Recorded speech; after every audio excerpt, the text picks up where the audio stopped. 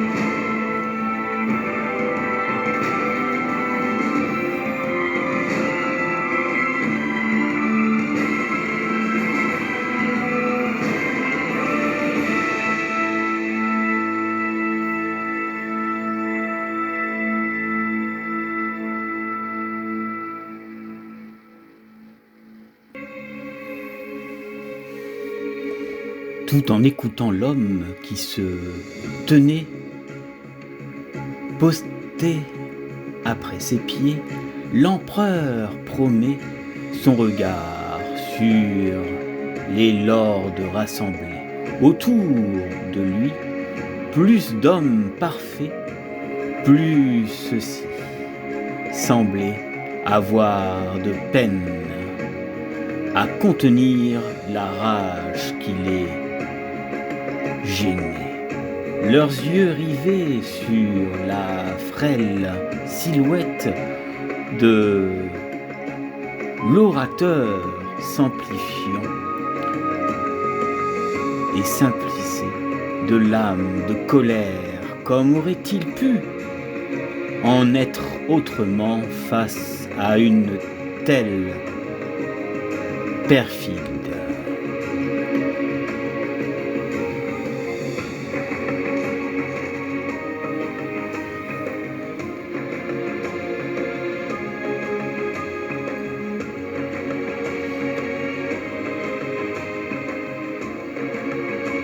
Seigneur, n'écoutez plus ses propres plaines de fiel. La voix de l'empereur résonnait sous les voûtes du grand hall.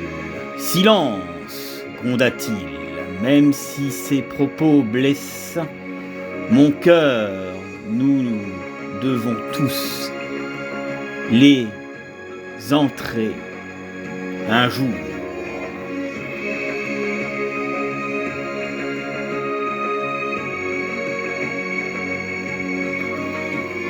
Puis se tourne vers l'homme. Il ajouta, continuez, je t'en prie. Ellie regarde nerveusement autour de lui. Puis, en direction de l'empereur, sa voix s'affaiblit et perdit son assurance. J'ai servi avec allégeance, j'étais dans les rangs de la compagnie de l'ombre. Il ne peut y avoir d'erreur. Ygrimme a succombé aux ténèbres, lui aussi. Ces hommes ont juré fidélité au chaos. Le capitaine de votre garde d'élite et votre assassin désigné, personne n'osa plus parler.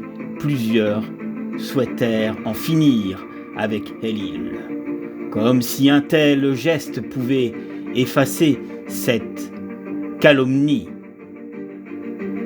Rachetez-leur chez compagnons. Pourtant,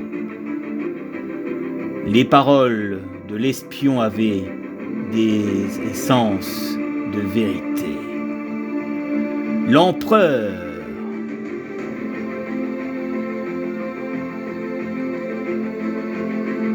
arrangera les pans de sa robe, puis se leva face au conseil. Ce jour est empreint de tristesse pour nous. Tout Ygrimme a failli à son devoir. J'ai assisté à sa chute. Mentor, nous en avions averti. Mais nous avons réagi trop tard. Ygrimme s'est enfui avec la compagnie de l'ombre dans les profondeurs de la vieille cité. Il vous appartient à vous, lord du royaume, de trouver les héros qui pourront nous débarrasser de ces démons.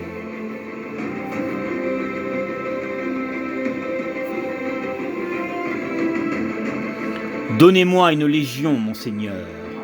Avec votre permission, je mettrai fin aux agissements de ce traître. Non, Loric, je ne veux voir aucun autre de mes lords se retourner contre moi. Tu es un brave chevalier, mais ni toi ni tes braves ne viendront à bout de ce démon. Trouvez-moi plutôt des hommes dont j'ai besoin. Apportez-moi des guerriers, des hommes au cœur vaillant, des champions, des héros. La compagnie de l'ombre doit être anéantie. Je veux la mort d'Ygrimme.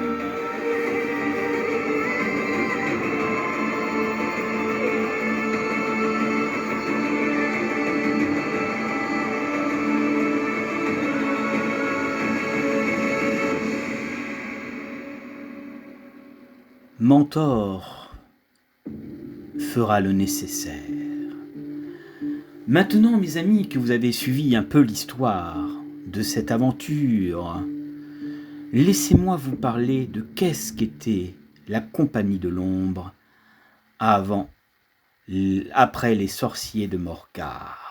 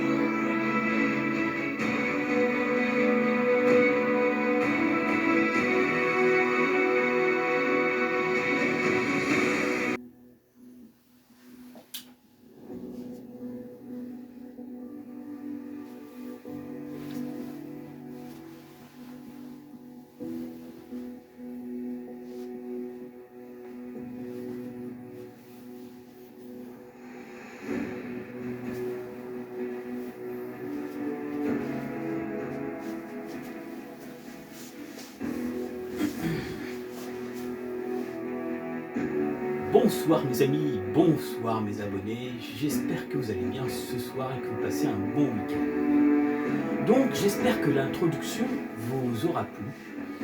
Et donc ce soir je vais vous parler un peu de ce qu'était cette extension d'HeroQuest qu'on va dire que les fans ont pratiquement oublié. Mais il faut savoir que cette extension, la Compagnie de l'Ombre, a une histoire. Et pour les fans d'HeroQuest qui n'ont pas connu ou qui se sont toujours posé la question de savoir qu'est-ce que c'était, quel était, pourquoi s'appelait HeroQuest Nouvelle Édition, et bien je vais vous parler un peu de cette histoire, car figurez-vous que j'ai trouvé un article qui explique exactement bien ce qu'il faut concernant cette histoire de Compagnie des Ombres. Je vais peut-être baisser la musique, non? Vous en pensez quoi?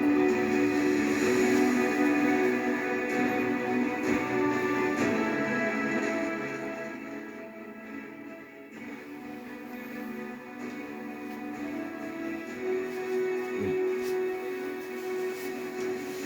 Souvent quand je fais des vidéos, des fois la musique elle est un peu forte. Et bon, c'est pour ça que j'ai voulu le faire. Donc comme vous pouvez voir, j'ai un peu changé la déco. Voilà, histoire de faire un petit truc quoi. Et maintenant, je vais vous parler de cette histoire. Mais avant, il faut savoir qu'il y a eu des quêtes et tout ça. Mais comment a commencé l'histoire de HeroQuest Nouvelle Édition, la Compagnie de l'Ombre? Eh bien, figurez-vous que je vais vous le dire maintenant. En 1992, HeroQuest connaît une baisse de vente et MB a décidé à l'époque de lancer une édition spéciale du jeu pour attirer à la fois l'attention des nouveaux joueurs et des anciens joueurs. Ils ont donc créé une boîte légèrement plus grande, plus profonde, en réalité. Pourtant, voilà, la mention HeroQuest Nouvelle Édition. Donc portant la mention HeroQuest Nouvelle Édition.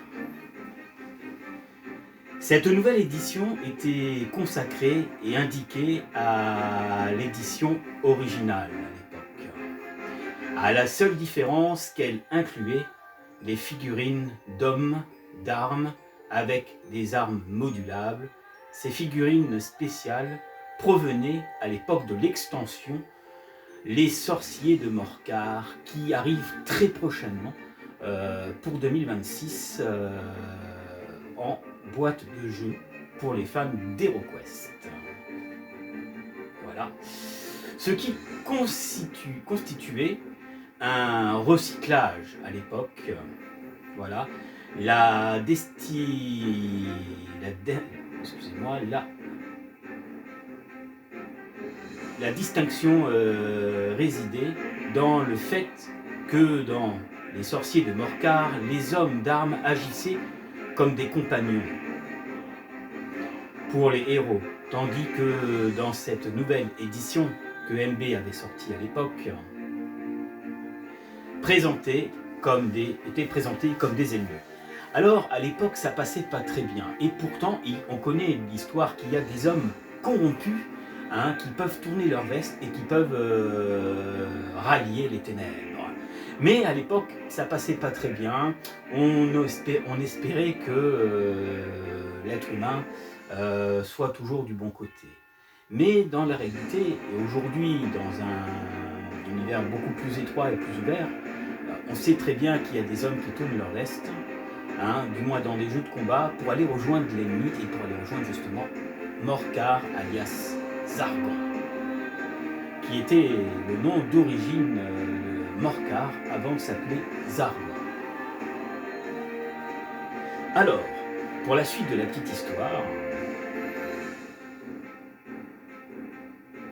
voilà.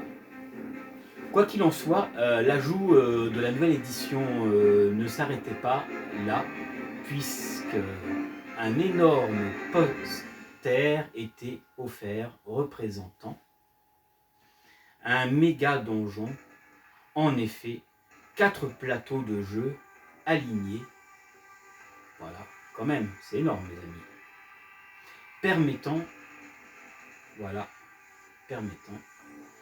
de créer un méga donjon et de jouer à une campagne ultra épique.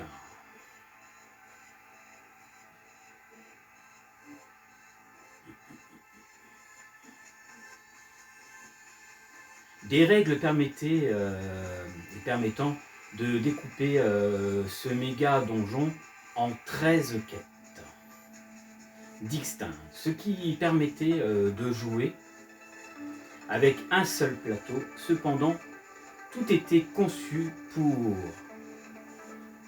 voilà, c'est là que c'est intéressant mes amis, inciter, voilà, les joueurs à acheter 4 boîtes en même temps et à profiter de ce méga donjon lors d'un week-end entre amis, en famille, complet. L'idée commerciale, parce que c'était une idée commerciale à l'époque, hein, voilà, n'était pas si démesurée à l'époque. Et étant donné que le jeu se vendait. Mais la boîte était alors passée, écoutez bien mes amis, ça va vous faire bizarre les jeunes, pour vous qui n'ont pas connu les francs, mais cette extension qu'ils avaient sortie était à 100 francs à l'époque, lorsqu'elle était neuve. Voilà. Ensuite, pour vous dire un peu plus, cette méga quête devait être jouée après avoir terminé les 14 quêtes de base, car elle était clairement difficile en réalité. Et elle n'a jamais été testée. Et certains passages s'avéraient vraiment difficiles, voire pour certains joueurs injouables. Malgré cela, ces quêtes est tout à fait officielle, bien qu'elle soit délaissée par les fans à l'époque, dans les années 90, et notamment en 1992, qui trouvaient étrange de devoir affronter des humains qui avaient tourné leur veste pour affronter l'ennemi. Alors il faut savoir qu'à cette période, on avait des orques, on avait aussi des squelettes, et on avait les Fimir. Oui, les Fimir.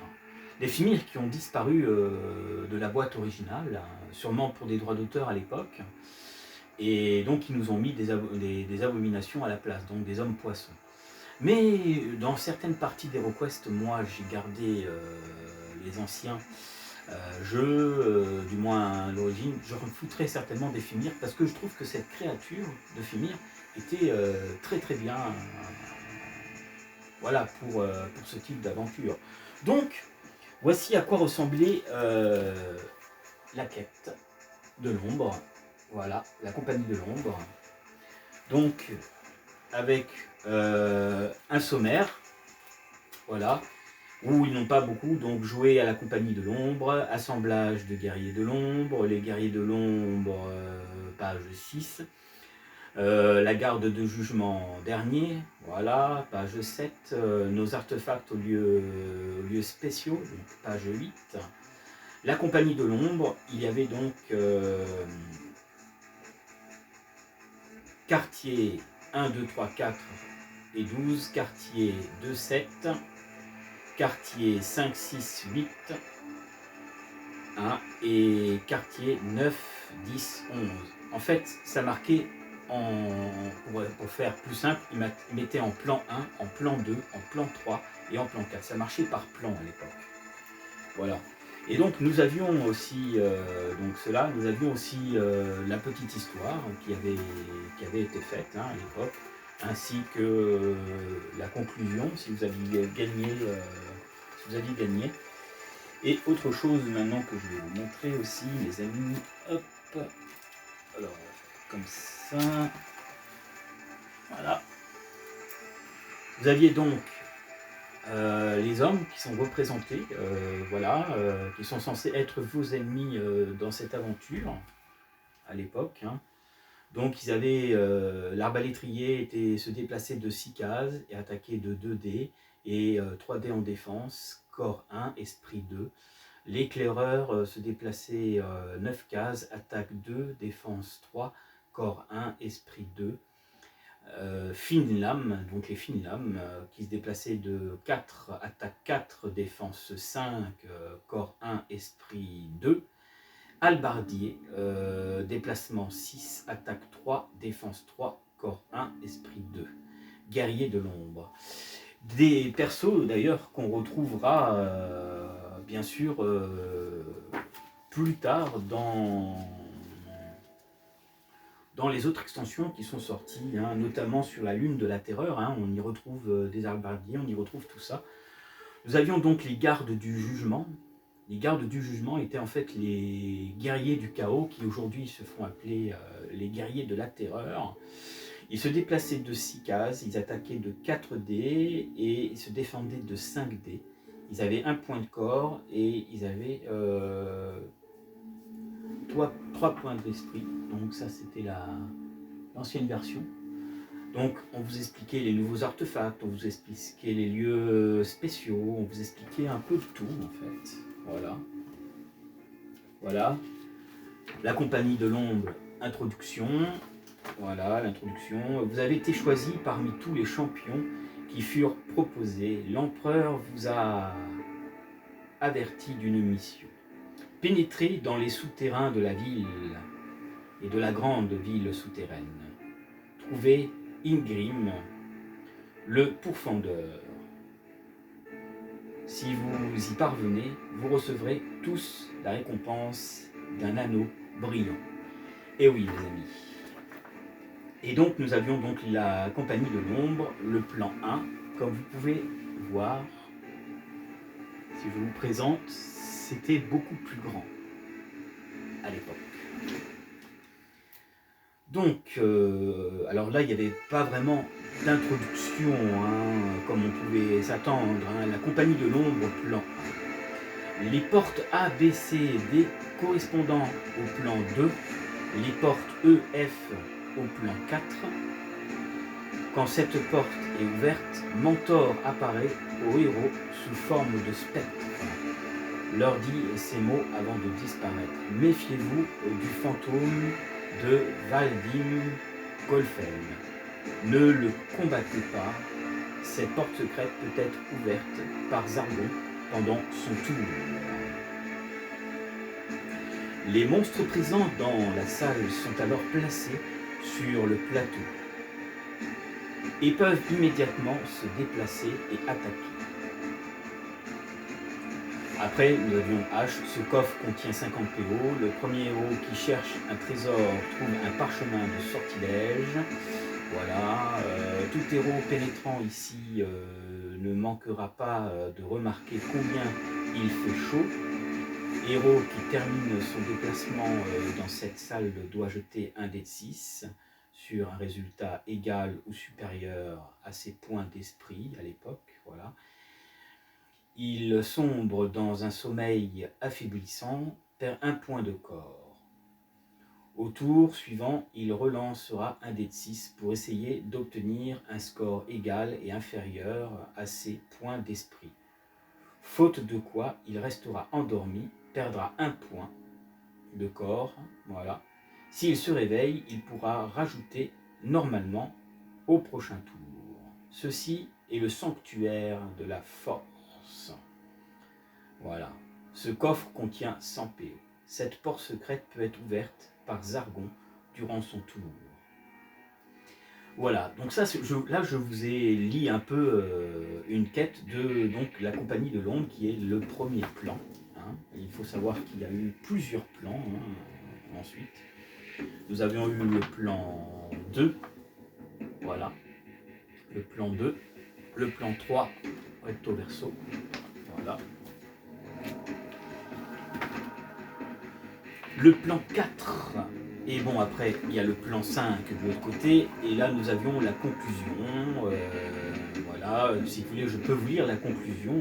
Au cœur de ce tourbillon de lumière bleue qui s'élève dans un coin de la salle, Mentor vous apparaît. Vous avez bien travaillé, mes champions. Chacun de vous recevra une récompense, un anneau brillant. Approchez maintenant. Approchez, je vois que vous avez subi quelques blessures. Je vais vous envoyer près de l'empereur. Un éclair aveuglant vous fait soudain franchir une porte de téléportation. L'empereur remet à chacun d'entre vous la récompense promise, un anneau brillant. Alors, bien sûr, avant que vous ayez votre anneau, il vous faudra combattre le nombre de monstres qu'il y a. Et comme vous avez pu voir, les plans à l'époque étaient quand même beaucoup plus grands, que celles que nous avions ici. Et les monstres étaient très difficiles.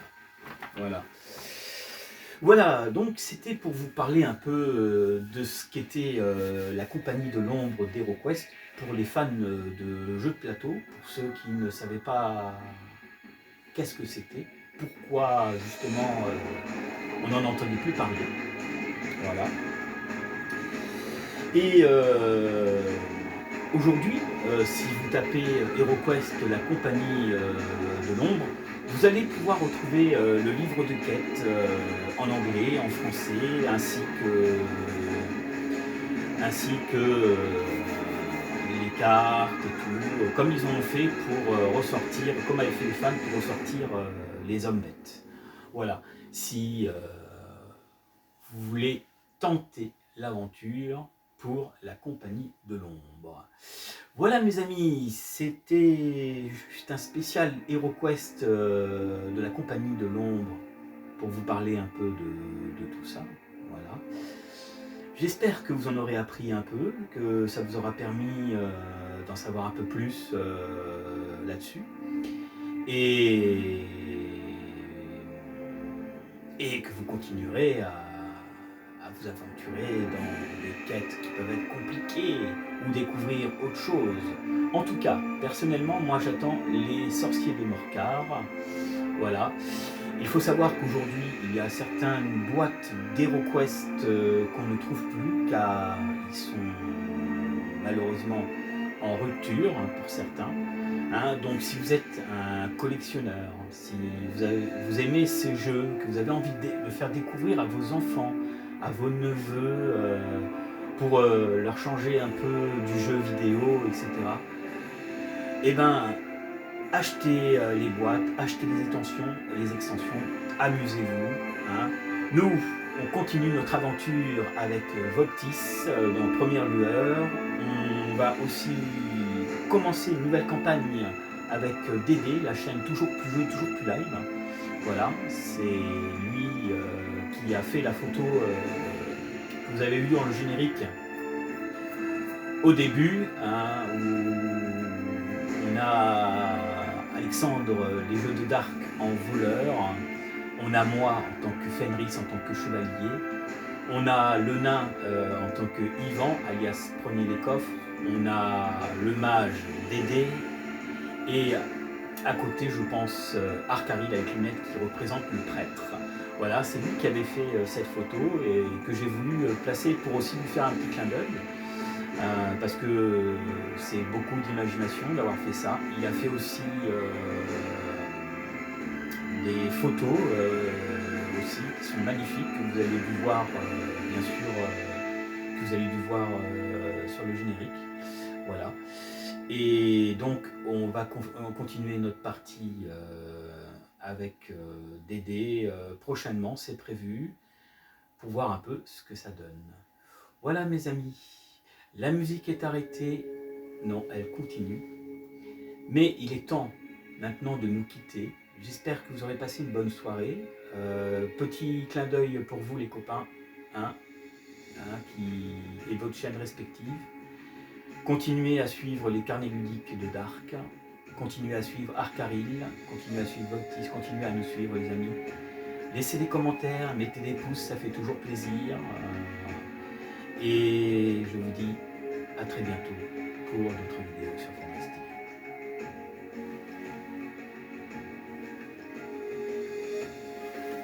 Allez, on va ranger tout ça.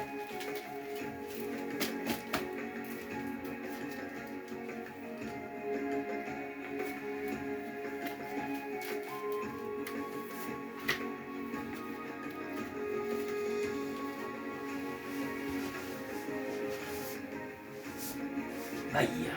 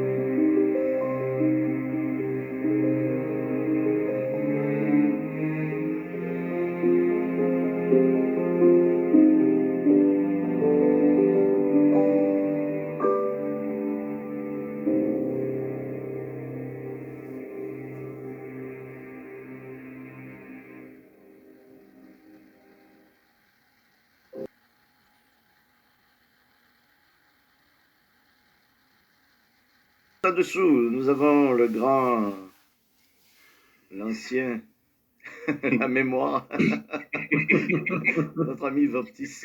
Comment il va? Salut à tous. Bah, écoute, ça va nickel. Donc moi, j'ai pas eu la grippe. Après, j'habite pas dans une grande ville. Hein. Je suis proche de Strasbourg, mais pas dans Strasbourg. Pas plus d'enfants à charge. Donc forcément, moins de risque d'attraper quelque chose. D'accord. Voilà. Non, mais l'essentiel, c'est que tu sois en forme. Et le petit genou, il est là, notre Fred, comment il va? Bah ça va, merci. Et ça fait plaisir de te revoir, mon cher Dédé, sur ta chaîne. Ouais. Et nous retrouver tous comme à la bonne époque. Voilà. Voilà, ben, on va reprendre en douceur.